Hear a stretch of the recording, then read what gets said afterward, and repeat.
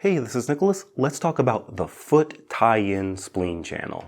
As usual, the way we go through it is we start by looking at the general functions and characteristics of the spleen, and then we'll get into the channel pathways, and finally, we'll look at the individual point functions. So I'll put the time codes in the description below in case you want to jump around to the different sections. And if you want to follow along with the slides, those are available to download on the website. On the website, there's also a spleen channel practice test you can take. So I'll go ahead and put links to those in the description below as well. So let's go ahead and get started.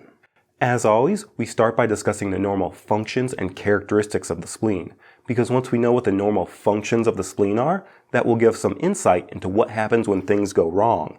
And it will also give us some insight into what these points can do for us and in what situations we would choose points on the spleen channel for treatment. So a convenient place to start is Chapter 8 of the Su Wen. This is the chapter in the Neijing where each organ is given a government office and a related function. So this is where we say the heart is the emperor and is the issuer of spirit clarity. The lung is the prime minister in charge of management and regulation. And the liver is the general in charge of strategy and planning. Well, here, Chapter 8 says the spleen stomach holds the office of the granaries and issues the 5 flavors. So when we talk about the office of the granaries, we're of course talking about digestion. The stomach rots and ripens the food, and the spleen transforms and transports the essence of grain and water. So clinically what this means is anytime we see any type of digestive complaint, like epigastric pain, poor appetite, or loose stools, it's likely that we'll turn to the spleen or stomach channels for treatment. We can also note that there are a lot of diseases in Western medicine that are attributed to the small intestine or the large intestine, but in Chinese medicine, we tend to go to the spleen or stomach for diagnosis and treatment. So with things like Crohn's, IBS, constipation, and diarrhea, even though they sound like large intestine issues, in Chinese medicine, we might be more likely to choose points on the spleen and stomach channels for treatment. And then when we say the spleen issues the 5 flavors, this is referring to nutrition. The spleen is a source of postnatal qi, and the other organs rely on the proper functioning of the spleen for nourishment. So what this means clinically is if there's any type of deficiency, even if it's in another organ, we can still go to points on the spleen and stomach channel for tonification. So like with stomach 36, Zhu San Li, we saw that this point pretty much tonifies everything. So we're going to see some similar things happening on the spleen channel. The other interesting thing about this statement is it says the spleen stomach holds the office of the granaries. Now this is the only instance in Chapter 8 of the Su Wen where 2 organs share the same office. So what this is telling us is that there's a very close relationship between these 2 organs, possibly closer than any other yin-yang pair. In fact, we tend to refer to the spleen and stomach collectively as just the middle jiao. So we might say middle jiao qi deficiency or dampness obstructing the middle jiao. However, if we really wanted to differentiate them, there are 3 major differences between the spleen and stomach in terms of temperature, moisture, and direction. In terms of temperature, the spleen likes to be warm and is averse to cold, whereas the stomach likes to be cool and is averse to heat. The spleen likes dryness and has an aversion to dampness, while the stomach likes to be moist but has an aversion to dryness. In terms of direction, the spleen has an upward direction, while the stomach has a downward direction. Now this not only refers to the direction of the channel, but also function. The spleen governs upbearing and raises the clear yang, while the stomach governs downbearing and downbears the food into the small intestine. So this explains why certain diagnoses tend to go with one organ over the other. So if there's heat in the middle jiao, we'll probably call it stomach fire. If there's yang deficiency, we'll probably say spleen yang deficiency. If the patient has nausea, vomiting, belching, or hiccup, we'll call that rebellious stomach qi or counterflow ascent of stomach qi. If the patient has organ prolapse, we'll call that spleen qi sinking. So this can give us some general ideas about when to use the stomach channel or the spleen channel for treatment. For example, if we want to clear heat, we'll probably use points on the stomach channel. But if we want to drain dampness, we'll probably use points on the spleen channel instead. But again, these 2 systems are very closely related, and there's going to be a lot of overlap and it's very common to combine both spleen and stomach channel points during a treatment. So that was maybe a little bit of a tangent, so let's get back to talking more specifically about the functions and characteristics of the spleen channel. So here we can get into a little more detail about the functions and characteristics of the spleen channel. And again, the reason we spend so much time here is because understanding the functions of the spleen as a whole will help us understand the functions and indications of the individual points. Like we mentioned before, the spleen governs the transformation and transportation of water and grain, and this refers to digestion. The spleen extracts the nutrients or gu qi from the food and sends it where it needs to go, ultimately supplying nutrition to all the other organs and tissues in the body. So what this means clinically is, number one, a lot of digestive complaints can be treated using points on the spleen channel, such as epigastric pain, poor appetite, or diarrhea. These are all signs that the spleen is failing in its function of properly transforming food. What this also means is any type of deficiency can be treated through the spleen channel, since the formation of qi in blood relies on the proper extraction of nutrients by the spleen. And next we say the spleen moves qi and transforms dampness. This is really just another aspect of the spleen's function of transformation and transportation. Not only does the spleen transform and transport the essence of food, it also transforms and transports water and dampness. So clinically, we can use points on the spleen channel to regulate the water passages, treating things like edema, swelling of the limbs, or urination problems. And also for transforming dampness for things like diarrhea, vaginal discharge, jaundice, body heaviness, or even B syndrome, which usually has a component of dampness to it. Next, we see that the spleen governs blood. Now, the Chinese term here is tong, so this might get translated as the spleen governs blood, manages the blood, controls the blood, or even unifies or unites the blood, depending on which book you're reading. One way to think of this is the heart moves the blood, sending it through the body, the liver stores the blood at the deepest levels, and the spleen governs the blood or manages how it interacts with the tissues of the body and brings it together into an interconnected system. If that sounds weird and complicated, practically, when we say the spleen governs the blood, we're really talking about two things. Number one, the spleen has a role in the formation of blood, because again, we need proper extraction of nutrients in order to create blood. And number two, the spleen is responsible for holding the blood inside the vessels. So what this means for us clinically is, again, for any type of blood deficiency, it's common to choose points on the spleen channel for tonification. And also, because the spleen holds the blood inside the vessels, we can turn to the spleen channel to treat certain types of bleeding conditions, especially bleeding due to deficiency, for things like easy bruising, profuse menses or heavy periods, prolonged menses where the bleeding lasts for a long time, or spotting between periods. Next, the spleen is responsible for the muscles and the four limbs. Again, these tissues rely on the spleen for nourishment, so if the spleen fails in this function, we might see weakness in the four limbs, atrophy of the muscles, or pain. Or if there's dampness accumulating, we might see heaviness in the body or inability to lift the four limbs. The spleen opens to the mouth and dominates the sense of taste. Chapter 17 of the Ling Shu says, spleen qi connects with the mouth. If the spleen is healthy, the mouth can taste the 5 grains. So this means we can use the spleen channel to treat things like poor appetite, loss of sense of taste, stiff tongue, and because saliva is the fluid of the spleen, we can treat things like excessive salivation. And the spleen raises qi and counters prolapse.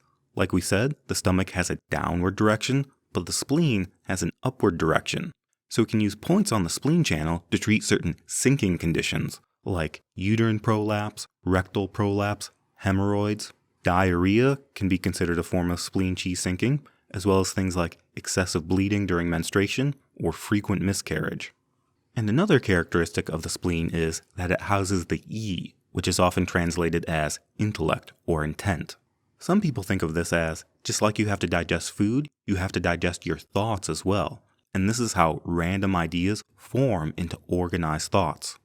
So on the one hand, excessive thinking or over-concentration can damage the spleen and maybe cause digestion problems. On the other hand, if the spleen is deficient, this can lead to disorganized thought, slow thinking, poor memory, and poor concentration. This is why students who study a lot tend to develop spleen problems. The constant sitting, overthinking, and worrying taxes the spleen.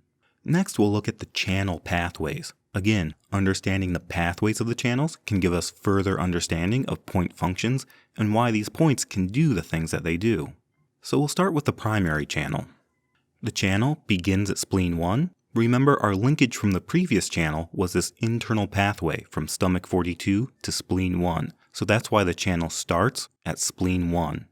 The channel ascends the medial side of the leg up to the inguinal area, then it zigzags a couple times to meet with the Ren channel on the midline, then it goes up to the chest to right below lung 1 and comes back down to the 7th intercostal space.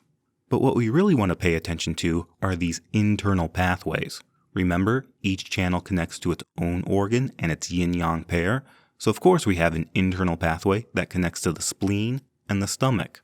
This branch then goes up and spreads over the lower surface of the tongue. Now this is important partly because they like to ask this question on tests, and we should point out that the spleen primary channel specifically spreads over the lower surface of the tongue, just because there are other channels that just go to the root of the tongue and stop there. So if you ever get a question on a test about which channel spreads over the lower surface of the tongue, make sure you say the spleen primary channel. But this will also come up when we look at the point functions. We'll see that some points are indicated for stiffness of the tongue and impaired speech. Maybe you can remember that the spleen dominates the sense of taste, so it makes sense that the channel connects to the tongue. Then we have this other branch that goes from Ren 10 to the heart organ. So when we look at the point functions, we'll see that there are a lot of points with a function calms the spirit or calms the Shen. The reason these points can do this is because of this internal pathway that connects to the heart.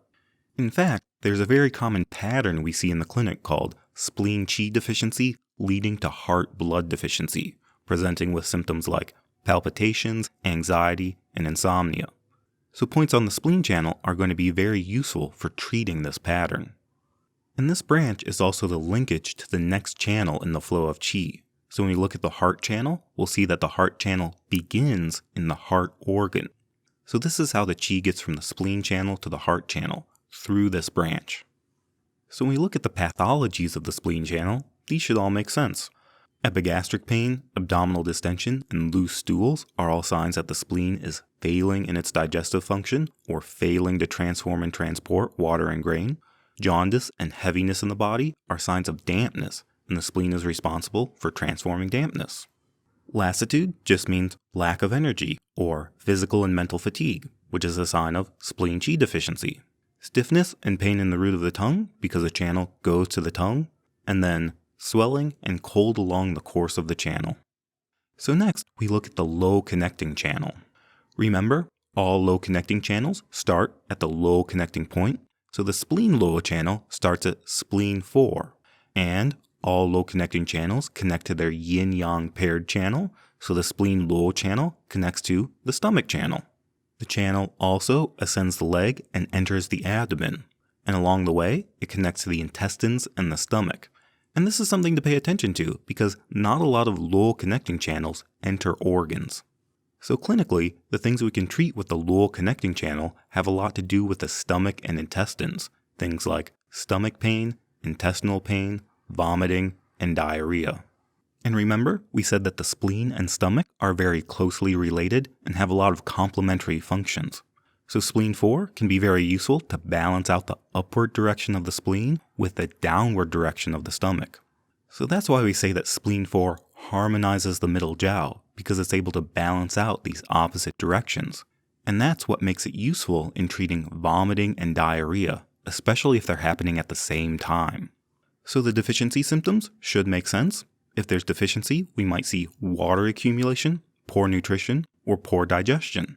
In excess conditions, we might see pain in the stomach and intestines.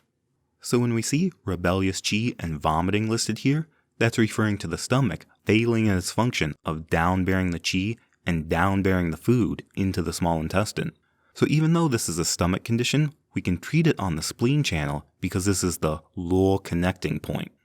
So the next one we look at is a little unusual. It's called the spleen great luo, or the great luo connecting channel of the spleen. So the spleen is special because it not only has a regular luo connecting channel, just like all the other channels, but it also has this additional luo channel called the spleen great luo. So if you're ever reading a text or a classic and it mentions something about the 14 channels and the 15 network vessels, and you're wondering, why are there 15 luo channels? Where did this extra one come from? Well, this is what they're talking about. The great luo connecting channel of the spleen. That's the extra one that makes it add up to 15. So the spleen great luo starts at spleen 21, which is on the side of the chest. And this channel doesn't really have a pathway. It just spreads across the chest and lateral costal region. And then it gathers the blood of the luo connecting channels of the entire body. So clinically, what we can use this for are conditions of the entire body, like weakness of the whole body or whole body pain. Remember, we said that the spleen governs the muscles and the 4 limbs, so that might be one way to explain why we can use this point to treat weakness, atrophy, flaccidity, or pain over the entire body. Alright, we'll just do a quick run through of the point functions, so it's up for now, and then I'll go through and clean it up later for the final version of the video. Spleen 1 is the Jingwell point, so it does the Jingwell point things. It revives consciousness, it treats the upper end of the channel, which in this case is the chest, and it's also a Sun Simiao ghost point, so we'll see some Shen disturbance things. But the main thing that makes Spleen 1 stand out is its ability to stop bleeding.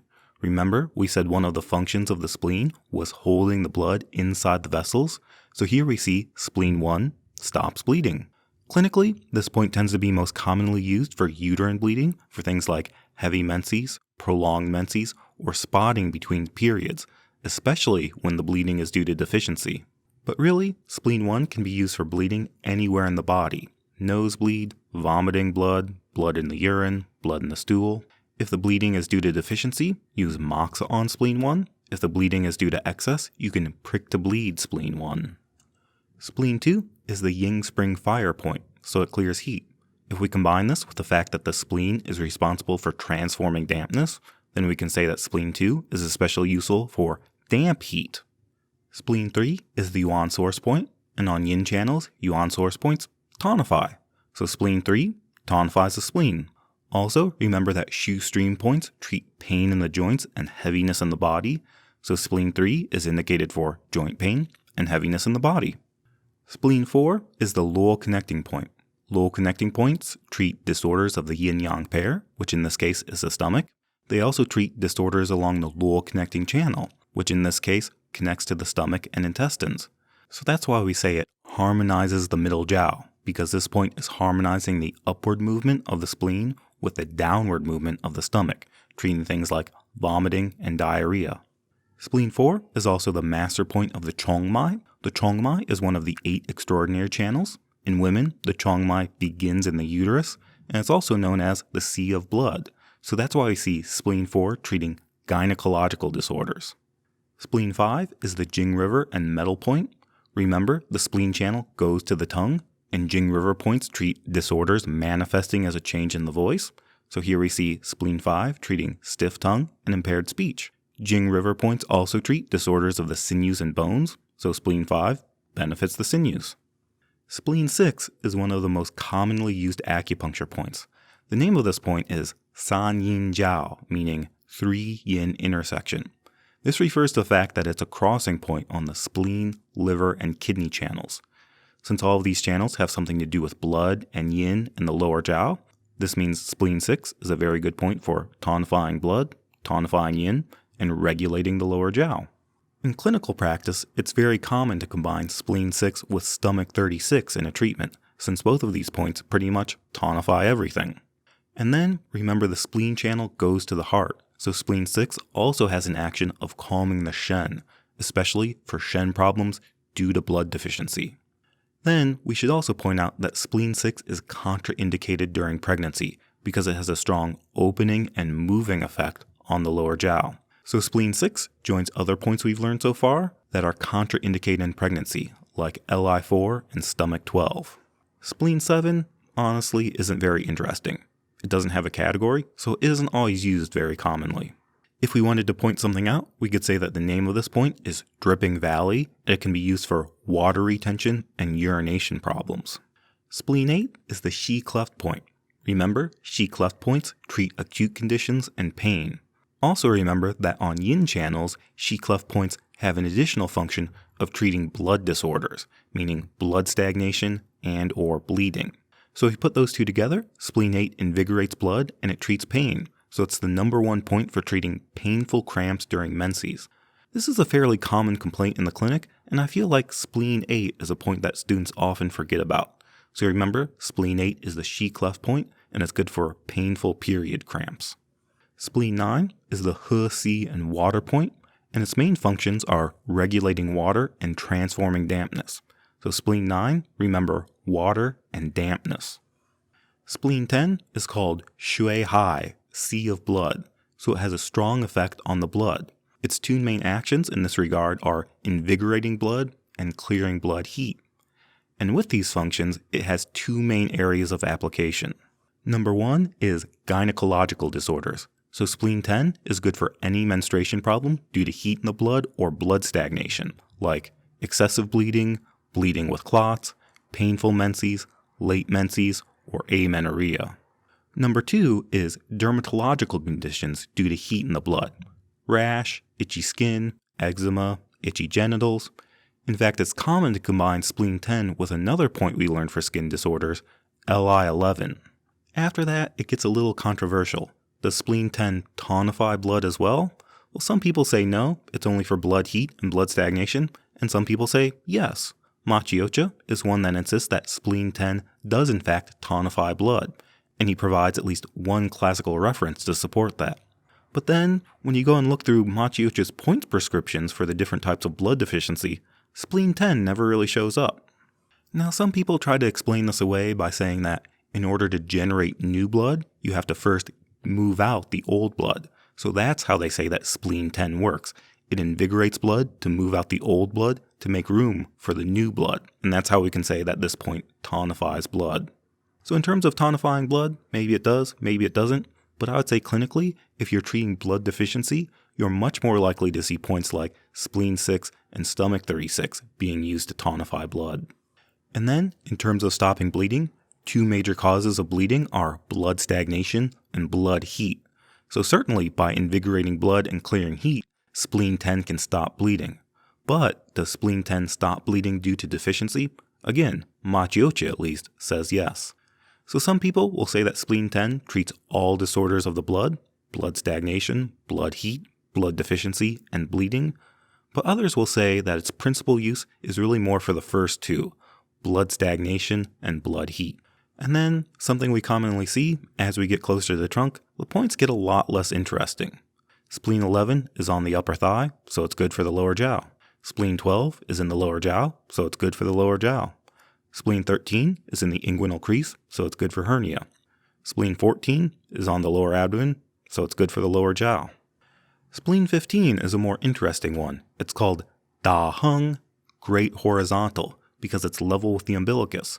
It's right next to stomach 25, which is the front moo point of the large intestine.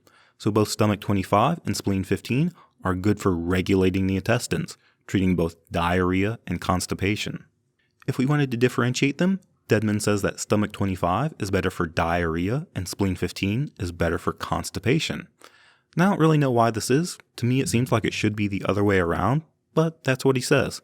And I'm assuming he's referring to the clinical experience of practitioners in China. Spleen 16 is on the abdomen, and it's good for the intestines. Spleen 17, 18, 19, and 20 are on the chest, so they're good for the chest. If we wanted to point out one of them, we could say that spleen 18 promotes lactation. It's in the fourth intercostal space, so it's right next to the nipple, so that's probably why it promotes lactation. Also, the name of this point is Heavenly Stream, and it promotes lactation. And I think that's kind of funny. Spleen 21 is the point of the spleen great luo channel, which gathers the blood of all the luo connecting channels of the entire body. So it treats pain of the entire body. The name of this point is great wrapper or great envelope. So you can think of it wrapping over the entire body or enveloping the entire body.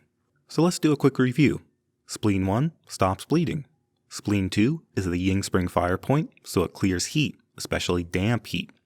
Spleen 3 is the yuan source point, so it tonifies the spleen. Spleen 4 is the Lowell connecting point, so it harmonizes the spleen and the stomach. It's also the master point of the Chongmai, so it treats gynecological disorders. Spleen 5 is the Jing River point, so it's good for the tongue and good for the sinews. Spleen 6 is the 3 yin intersection, so it tonifies everything, especially blood and yin. It's also contraindicated in pregnancy. Spleen 7, honestly not that interesting.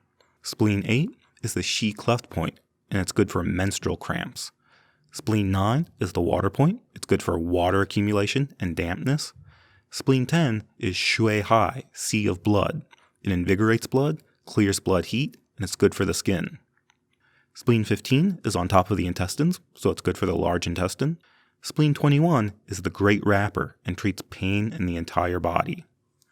So that was just a quick run through to have something up before finals and year ends. I'll make a more polished video and kind of finish it up a little bit better soon. And if you want to practice your point location, Dr. Seitz has some really good videos demonstrating point location for the spleen channel. So I'll go ahead and link those in the description below as well. So that's it for today. Thanks, and see you next time.